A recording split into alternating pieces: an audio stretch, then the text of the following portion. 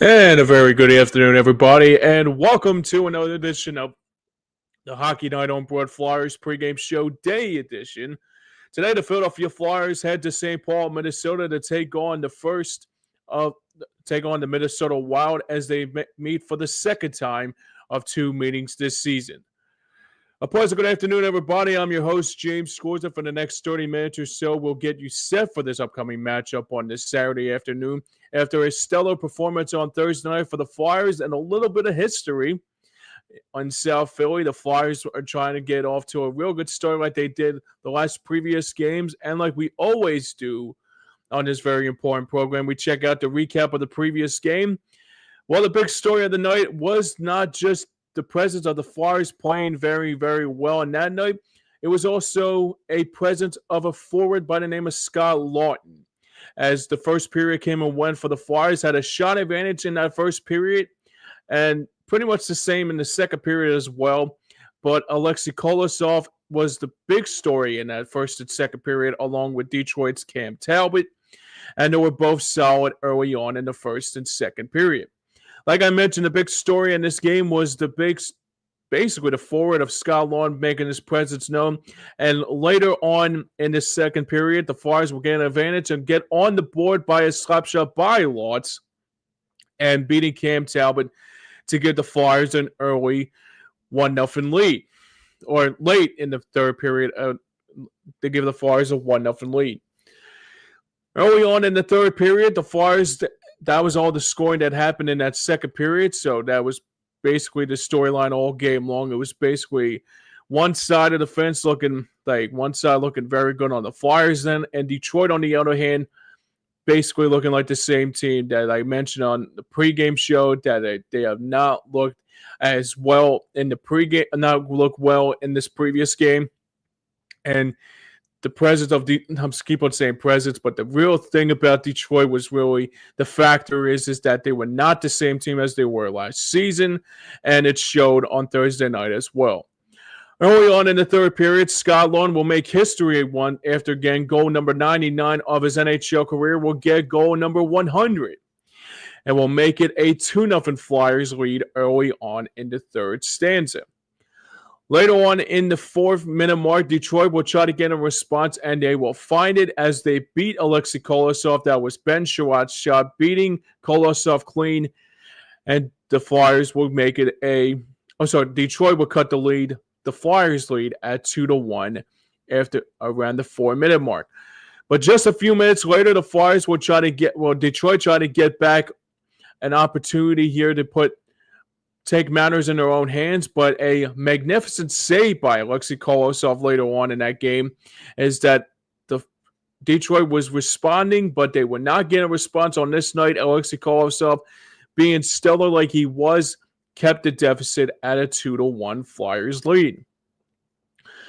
Just a few minutes later, as the period coming to a close, and it was as the 1 minute approaching of the final period of the third, Scott Laughton will get credit for his first hat trick, and that will be an empty netter right there to give the Flyers a 3-1 lead. The first time Scott Laughton scoring a hat trick was during the COVID year in 2021, and that was on, I think it was Super Bowl Sunday on February the 7th when they took on Washington that day. That was the last time Scott Laughton got an opportunity to get credit for a hat trick. I would have thought that was his first NHL hat trick, but then it said on the bottom scroll of NBC Sports Philadelphia, saying that it was the first hat trick he had since that very day on Super Bowl Sunday back 4 years ago. But the Flyers, like they always do, made good observations and made good plays happen when it mattered the most. But the big story in this game tonight, the big story on this game, after scoring a hat trick, Scott Laughton having 3 goals on the night, but why not make it 4? And he did so right there. And as he made a pass by Garnett Hathaway, passing the puck to Scott Laughton, and then Scott Laughton passing it to Garnett Hathaway, and then lead away. Scott Laughton got his 4th goal on the game. That was goal number 4 for him. And the Flyers, or you should say the Scott Laughton and the Flyers, took the game over Detroit 4-1, the final on Thursday night in South Philly. Setting the stage for this matchup here today against the Minnesota Wild and these key matchups of the game, like we always talk about setting the stage for. Like I said, the Flyers coming into this game tonight, winning a very good game on the last two games, a full 60 minutes of both. The game against Columbus on Tuesday night, in Nationwide Arena in Columbus, Ohio, and getting a very good win out of it. And Detroit was pretty much the same the whole game. The stellar performance of Alexei Kolosov was the big story, but the bigger story was Scott Lund scoring goal number 100 and scoring 4 goals on the night.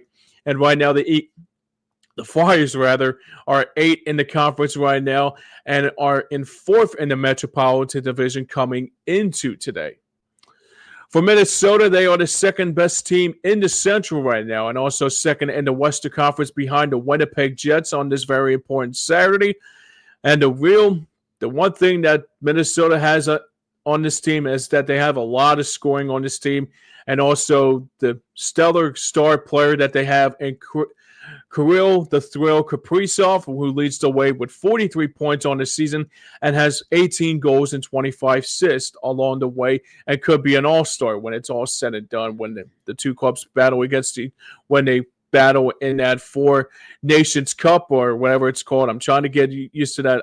Please bear with me if I don't know what it's called because I'm used to the All-Star game. I'm used to the World Cup of Hockey, and I'm used to the even like a format like they have with the Olympics too. So it's like I guess it's like a semi-World Cup of Hockey, but I will get there eventually. I just got to find out what the big details of this. I would like to know what it is before I say anything. But like I said, Kirill Kaprizov has been leading the way for Minnesota, and also forward Matt Boldy, who has been having a great season alongside Kaprizov, who has 29 points this season and 12 goals and 12 assists along the way for the team up in Minnesota. All right, let's check out who's trending up and trending down on this very important afternoon. For who's trending up, hopefully it will break the trend of the Flyers doing whatever they can to win against very, very good teams. Like I mentioned, Minnesota second in the Central and also second in the Western Conference, so I expect more of the same here today. The last time these two clubs played against each other, it was Sean Couturier getting himself a hat trick against the Minnesota Wild. That was around the week of October, around the end of October. So that was the last time they met and it was a matinee game like this game is today.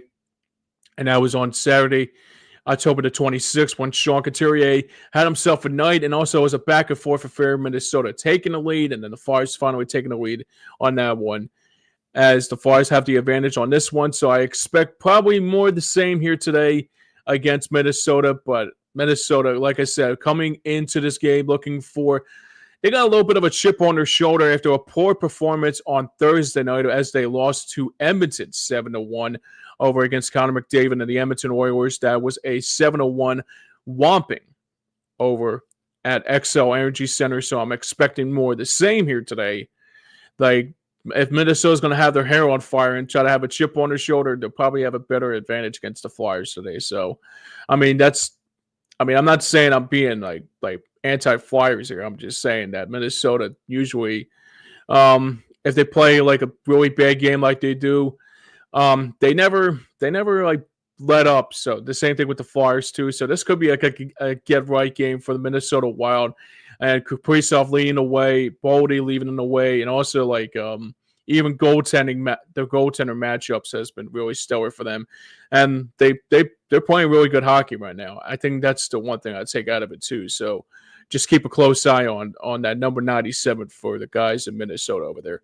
All right, let's check out our injuries and scratches as we get closer and closer to puck drop, as basically the same as it was on the 2 nights in Columbus on Tuesday night and the same on Thursday night. Nick Delorier still out with an upper body injury.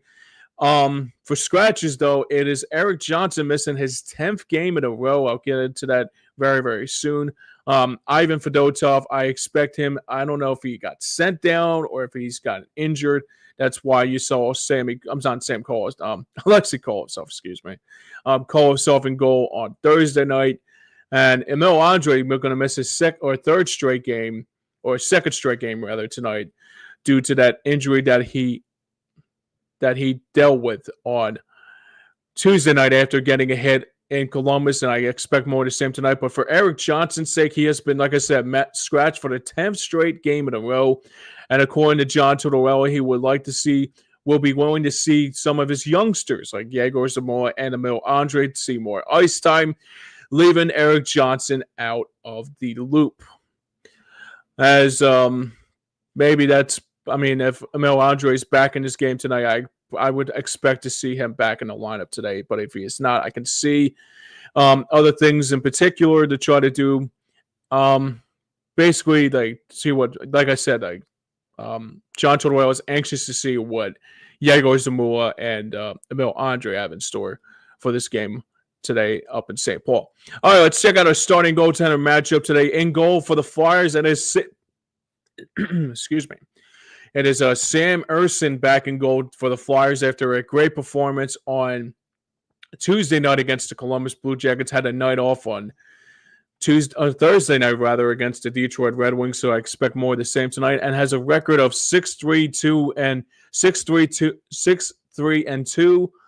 and this season has a goals against average of 2.84. And for the Wild, it will be the Flower, the former Pittsburgh Penguin of our rival of the Philadelphia Flyers, Marc-Andre Fleury, who's been, I guess you could say this will be his last season in the NHL and has a very good record this season of 5-1-1, and this season has a record of 3.13 goals against average coming into this game today. So it's going to be Ersson in goal for the Flyers and the Flower, like I said, Marc-Andre Fleury in goal for the Minnesota Wild. As for our predictions, as before we sign off, well, this is going to be a game that I said that this could be a very good, I wouldn't say trap game, but it kind of is, because Minnesota coming into this game, losing to Edmonton on Thursday night against the Edmonton Oilers. So I guess I would expect more of the same here today. But it could be a back and forth affair. The Flyers play very well against Minnesota. I can expect more of the same here today. But I do think that Minnesota will probably come in here with a chip on their shoulder and will do whatever they can to basically get 2 points out of it on this Saturday afternoon. And usually Minnesota, when they play very well, like these teams are going to be hard to. I mean, the Flyers won the first game between the Flyers and Minnesota. They won that first matchup, and more of the same. I can expect more of the same here today. And I think this will be an advantage that I say maybe it's going to go in Minnesota's favor. So that's probably going to be the factor of this game today. So I expect more of the same here in this game today. Like I said, keep an eye out for Kaprizov and Boldy and all the other players on Minnesota. They are second in the Central and second in the Western Conference for a reason. And that's why they're probably one of the best teams in the NHL right now. And they're no joke. They're one of the best teams in all of hockey right now. All right, that is a wrap for the Hockey Night on Board Flyers pregame show. But remember to stay tuned after the game for the Third Line John postgame show on Stream Punk Entertainment to recap this. I'll try to get there eventually because I keep on saying Eagles because I'm trying to do whatever I can to compare and contrast the Flyers and Eagles stuff. But like I said, you can to stay tuned after the game on Stream Punk Entertainment for the Third Line John Flyers postgame show to recap this game after the game goes final. So I believe that's going to be, I think it's Joey, my colleague from the Pass and App Sports Show on double duty today. So he'll be on for the postgame show. And I think it's Pat Bernard's friend, Steve Fernandez. If I can say your name right, please forgive me. But that will be right after the game when the game goes final. So yeah, that's basically it for here. So thanks a lot for joining me today on this another edition of the Hockey Day on Broad Flyers pregame show, matinee version between the Flyers and Minnesota Wild. I will be back on Wednesday when the Flyers take on the Detroit Red Wings for another matchup for the second time in over a week. The Flyers will be playing against Detroit, and this time it will be at Little Caesars Arena in Detroit, Michigan. And then the Flyers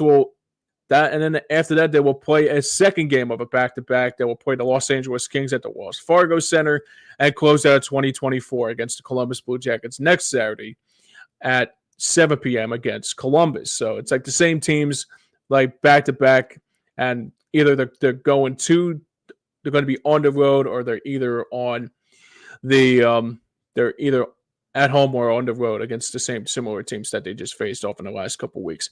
All right, guys, thanks a lot for joining me today. I really do appreciate it. Now, for everyone behind the scenes and for everyone that made it all work, this is James Scorza saying so long from here, and this has been the Hockey Night on Broad day version of the Hockey Night on Broad Flyers pregame show. Until then, stay tuned after the game for the postgame show with Stream Punk Entertainment with Joey Marks and Steve Fernandez. Until then, I'm James Scorza here saying so long, and we will see you next time.